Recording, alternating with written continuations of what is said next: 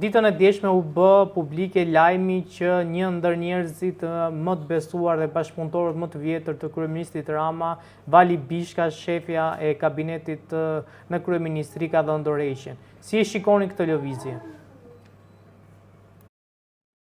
Si e shikoj këtë lëvizje? Atëherë, këtë lëvizje e shoh me lëvizjen që zonja Nancy bëri në kryeministri dhe në kryeministri Rama nuk ishte atë ditë dhe ka qenë Vali Bishka. Vali Bishka ka marrë letrën apo mesazhin për t'ia përcjellë Ramës. Qoftë zarfin, qoftë me gojë, nuk di se si e ka çu. Dhe në një moment kur Rama nuk e ka zbatuar atë ç'a është thënë, Vali Bishka është detyruar të largohet nga pozicioni që ka. Nuk është në një gjë shumë e çuditshme që largohet në këtë lloj mënyre. Se më do të shihni që gjatë gjithë kësaj periudhe kohë atë që kam deklaruar që zonja Nancy po kërkon takime me ministra, me zëvendës ministra, me kryetar dhe sot ka pas edhe një takim urgjent edhe me presidentin e Republikës dhe çuditërisht vetëm me Ramën nuk bën takim. Pra ajo që i thash më lart që Rama është i pakalueshëm në oqean. Pra ai nuk shkon dot më në Amerikë. E ka prerë mandatin. Ja u kam thënë para zgjedhjeve që Rama në shtator nuk është më kryeministër dhe sot Rama nuk është kryeministri i Shqipërisë. Nuk është kryeministri i Shqipërisë, i ka prerë të gjithë lidhjet me ndërkombëtarët. Nuk ka më asnjë lloj mbështetje. Përkundrazi, ai ka dosi të hapura, ka çdo gjë të hapur për të shkuar drejt burgut, se kur do shkoj atë nuk jam mund që e vendos, por politikisht është i vdekur, nuk ka më. Në politikë Rama nuk ka më, është i mbaruar. Nuk mund dalë njëri e thotë ka këtë dhe ka atë. Rama politikisht është i mbaruar dhe unë pranaj ngula këmbë tek ajo pjesa që duhet dali një forcë, një person shumë i fortë, i papërlyer, se nëse gjen njerëz përlyer që Rama nesër i thotë kam dhënë leje ndërtimit tyre, ti tjetri kam bërë këtë, nuk ka për të fituar. Se ai me këto armë do luaj, se s'ka çfarë armë është të luaj. Kështu që nuk besoj se Rama është në këtë lloj pozicioni dhe do të shohim që ambasada amerikane zonja do t'i drejtohet, ka rrezik të shkojë edhe në SPAK. Për gjithë veprimet që Dumani nuk i bëri dhe nuk i kreu. Të gjithë dosjet të cilat janë brenda nuk i ka kryer. Kaq është thjesht fare. Unë thash që Vali Bishka nuk ka hik sepse dha dorëheqjen për arsyet familjare apo për arsye të tjera. Thash, dorëheqja e zonjës Bishka vjen direkt pas takimit, domethënë që ajo ka bërë me vajtjes së kësaj zonjës Nancy në kryeministri. Domethënë, ka një problem. Dikush merr përsipër diçka dhe është i detyruar ta bëj. Në momentin që kjo i ka çuar përcjell mesazhin Ramës. Thash, nuk di, mesazhi mund të ketë qenë gojor apo me shkrim, me zarf. Zakonisht ata i kanë çuar zarfët sipër tavolinës së Ramës dhe ai si ka hap nuk i ka përfill, domethënë. Kështu që largimi i saj tregon që se është një nga personat më të afërt të Ramës, nuk është një person domethënë i dorës dytë, por është person tepër i afërt të Ramës, ka kaq vjet që është aty, nuk është se ka ardhur sot rastësisht. Dhe Rama tashmë kërkon me çdo kusht të vazhdojë atë rrugën e vet, të bëjë atë kashillikun, kashi Amerikës apo vetë Trumpit me të gjithë lëvizjet që po bën, qoftë edhe me këtë ligjin e gjinive që kërkon ta sjellin parlament se s'bën.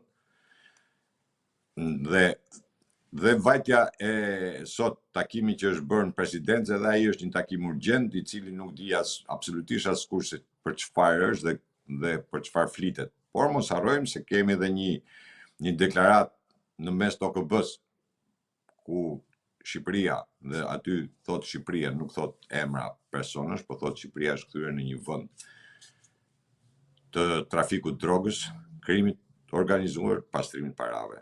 Dhe kjo u tha mes OKB-s. Është gjëja më e rëndë që mund t'i ketë ndodhur këtij shteti.